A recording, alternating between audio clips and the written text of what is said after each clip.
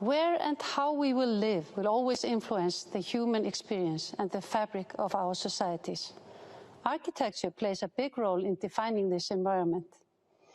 As we are broadcasting today from the landmark Harpa Concert Hall and Conference Center in Reykjavik, the power of architecture is evident. In this next fireside chat, we hear from conversationists Abeer Seikaly, Deborah Berke, and Olafur Eliasson, who designed the iconic south facade of Harpa on the topic of architecture and humanity.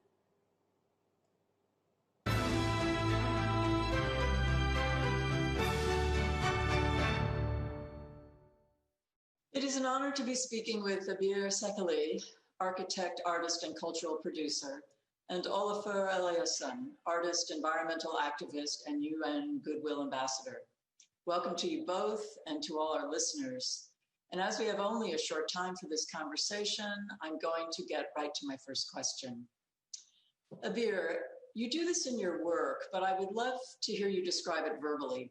How does architecture shape human experience and interaction? And can you layer the experience of being a woman and creating for women on top of that? Thank you, Deborah.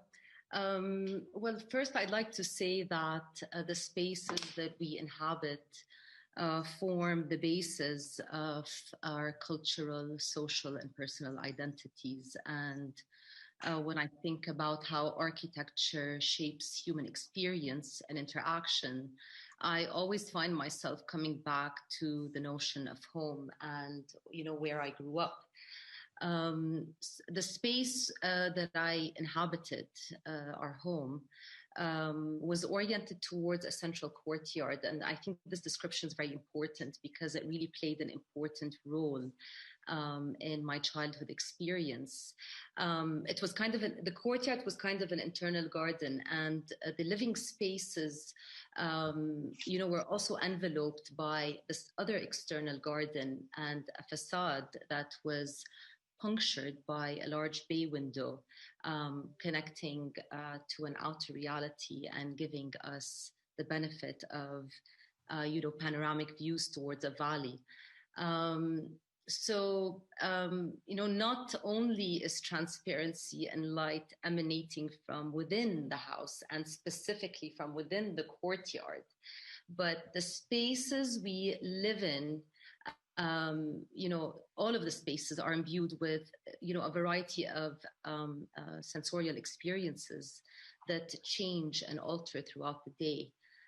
Integrating the cycles of nature into our lives, facilitating social gatherings and interactions, as well as providing opportunities for privacy and solitude. And it was within the architecture of my home, as I said, that I experienced the pleasure of childhood and a place that, gave this birth to the outer world. So, through his architecture, the architect connected with us. And not only did he synthesize architecture and landscape, but he created spatial and material experiences that amplified the importance of ecology, landscape, and the environment. So here, architecture shapes human experience by providing the context in which people can interact and thrive in their environments. And to go to your second question, in Jordan, for example, women were traditionally tasked with weaving their homes, furnishing and clothes, dresses, and artifacts. And they actually juggled working with crafts as well as supporting their homes and families. And this centuries-old social weaving process has been, their means of self-expression in this face of societal submission. Architects that were kind of silenced in a world of men. So, it's very important to be a woman architect. And I think that my role today is to make those voices visible and to tell the story of this matriarchal architecture that forms the basis of our cultural heritage. It's wonderful that you took that from the scale of the domestic and included the act of making. What I want to ask Olafur in this context is to take us from the domestic scale to the wall of the house, beyond to the civic scale, because that's where your work happens, at the civic scale. How Abeer used the word sensorial experiences, and I think many people might describe your work that way, Olafur. Can you talk about how it makes an inclusive urban experience, talking to the same populations that Abeer just was? Yes, thank you so much, and thank you for having me. And Abeer, I could just listen to you for hours. It's wonderful. I'm so excited. The fluidity with which you go across silos and go straight from the sort of social, intimate, and this notion of the sort of radiation from the inside, whether from within you or in architectural terms, you know, in the courtyard, garden, outside, and then back from the outside in as almost like a respiratory relationship. It's just so inspiring. And the notion of the matriarchal, I could not agree more.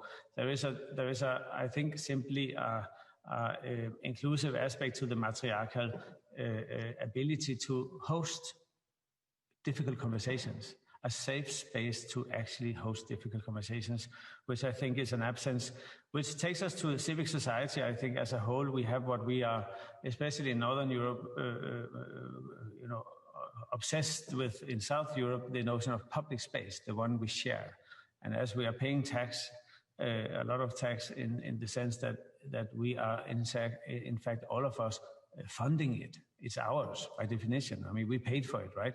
And in that sense, we want to go through a space, our civic spaces, knowing that the space represents our values. We hope that there is not a discrepancy of our idea of our ideas and values of, for instance, rights, human rights, and so on and so forth. We hope that we go through the space and somehow experience that. We want the spaces to represent the values of the societies we live in. We might then forget occasionally that there is, as time goes on, there is a discrepancy between the comfort of a well-known, predictable, modern public space, reaching all the way back to Osman and the Norwegian one, Norbert Schulz, and suddenly we end up with a conservatism in the guiding principle of the public space, whereas society in its values have become more progressive, and then we become numb. We have suddenly a situation where we think in one direction, but we act and spatialize our thoughts in a quite without knowing it, we have become numb and more conservative than we want. And this is where I think there is the question of de-nummifying or rehumanizing. You would say, what is our values? And this is very much as Abeer was saying, it's about relationships, right? It's about intergenerational relationship, about diversity relationship. It's about understanding the need to defining we-ness. Is about taking a stand against patriarchal systems, about racial systems, about justice fundamentally. And there's so much stuff to be done there. The core of the issue is who and what entities are the denummifying one? Where is the criticality, the tools, the generosity to make us more hospitable? How do we end up caring? I want to, excuse me for interrupting you. You're on such a great track here. I want to push the question to architecture again and ask you both, and you can interrupt each other. This safe space for difficult conversations and its relationship to this history of public space, which is has become both mummifying and conservative. What should this safe space for difficult conversations, not what should it look like, although you both are well able to talk about that, but what should it be like? What should its characteristics be? The safe space, the safe public space for difficult conversations. You can continue, Olafur. Abeer, you can please interrupt. Well, I want to hear Abeer, but I can maybe just create a small frame, as we are both also working within the area of making art. And I think art typically, obviously, is an occupant of a space, but it might actually also be a co-host. And that means it could be an artistic platform, such as a museum, but it could also just be a public space. Abeer, can you add to that? Yeah, I think, well, first of all, what I'd like to say is that, generally today within the public realm, there is, and within architecture in general, I feel like there's an emotional coldness. Since the Industrial Revolution, there's a kind of a clear boundary that has been created between humans and nature. And I think nature actually, and within the realm of the public space, I've seen, firsthand the potential of engaging local communities within this public realm and explore and look at architecture as a way to let's say provide the context through which a public interaction can happen. And so the question for me has always been, how to improve the well-being of a community through a methodology that invites new creative potentials grounded in active engagement with materials, tools, and technology, while simultaneously creating spaces that support the thriving, of the human spirit and its environment within the realm of the public domain. I think that would be my take on that question. And can I add to that? That is so true. I think that but we should not take it for granted that society as a whole will sustain such spaces naturally. Public space, the city authorities for the Ministry of Urban Planning and so on, they have long been cut away, saved to cut cost and money. You used to have 200 city planners in London, and now there's 2, and it's really only 50 years, I believe. Probably fact check needed here, but think of the agora, right? Think of the forum, think of the debate spaces, think of the mercado in Addis Ababa. There is a long tradition for places in which reality is actually tested, sort of reconsidered, if anything. And museums has, if it is a cultural institution of some quality, has that capacity too. So there are spaces, but they need to be sustained and supported. And this is where we can test things. We can test whether gender equality is actually something that is actually in our society, even though we claim it presently all the time. And that dynamic equality today obviously goes, as you said, Abeer, very well. It also goes into the environmental, into the ecology, into the sustainability, such as we need the our new brothers and sisters, which is the plants and species, to be welcome too. They need a seat in the agora, because without them, we are not going to make it. And as architecture, I think is doing quite well addressing the fact that plants and species needs to be co-producers. They are not just materials; they are actually partners in building and in being progressive and speaking up. We are, as you briefly said, we are learning. This is actually the smartest one in the room is probably the plant, because they're very focused. They're very focused. There's not like us who are just like all over the place. But the plant is just doing what it's supposed to be doing and nothing else, and it does it very well, much better than anything humans has ever done. And there is something so brilliant there, where architecture, I think, is actually also slowly on that path. You have done that segue brilliantly, because in the very few minutes that remain to us together, I would love it if you both in a sentence or two could address the relationship between the public realm, between our partnership between flora and fauna and the planet, and what our responsibility is as architects and artists to address the climate crisis. So if you both take a few minutes for that, that will bring us very nicely to the end of this conversation. Abeer. I believe that ancient teachings and building knowledge need to be reappropriated to our time. And if we look at vernacular architecture and the indigenous people that built them, they were living within nature, and they understood on a deep level the interconnectedness of all living things. And, I always say that for them, protecting the environment was not an intellectual exercise, but it's a sacred duty. And, we always say, protect the desert, protect the forest. But what about protect the people of the desert and the people? Because the people of the desert possess the best knowledge about how to live within and sustain the desert.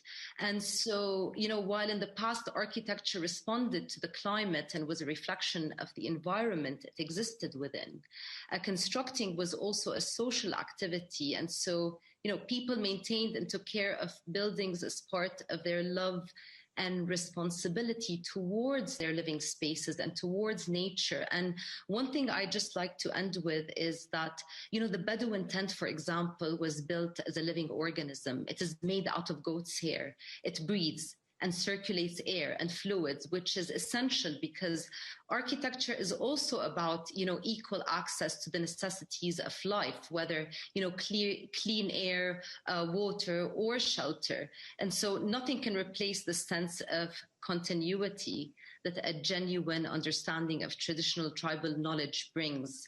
It's an entire system of knowledge that needs to be maintained, and not just for indigenous people, but for the world at large. And I just had to bring that point in, Deborah. That it was so beautifully said. Thank you. And I'm going to ask Olafur, because of your fervent and important work as what I will call an environmental activist, can you add to that thought process? I think the notion of numbness and the need for us to sensitize ourselves towards both the qualities around us, but also to sensitize us that we actually, we have agency. We can do things. We are not the result of our surroundings. The surroundings can, to a greater extent, at least than we think, be the result of us, meaning that if we do things, the world changes. And that means that obviously it does require that we bother. The distance between thinking and doing is a little bigger than we often think, and we should maybe prepare to accept that it's not just thinking about it's not going to take you there, and acknowledging that the distance between thinking and doing is a little, you know how it is. You wait until the last day and then you start to realize, oh my God, it actually is a little more complex than I thought. But we're getting to back. I've been so fortunate to be able to work a little bit lately, or preparing to work in the Middle East, and when I'm with younger people there, I've seen how the Western society's sort of addiction to a very consumer-driven, should I say, very glossy, bling type of environment has been, well, let's face it, numbifying people, right? And whereas when I'm with older people, as I've been asking, who can take me into the desert at night? What did the nomads, what did the Bedouins, what was the culture? How do you sensitize yourself to what used to be so common, namely that you would spend the quality social time at night, and then you would use the day because it was too hot to do anything sensible. And the funny thing is, the young people, they say, well, at night I sleep. And then in the day, and I say, but the older people, they say, well, at night we debate, we are up, we look at the stars, and we might all be quite messy, but some of us see the star. And obviously there's so much learning in this notion of the cyclical, because Iceland, where you are normally, and now we are all digitally here in the great company of this event, which I'm so happy to be a part of. Iceland, it is as if half the year is night and half is day. There's that wonderful twilight as a little added benefit in Iceland. But to go in Iceland in the winter is just so amazing, because you just learn to make the most of the little light you have. And it just sensitizes us.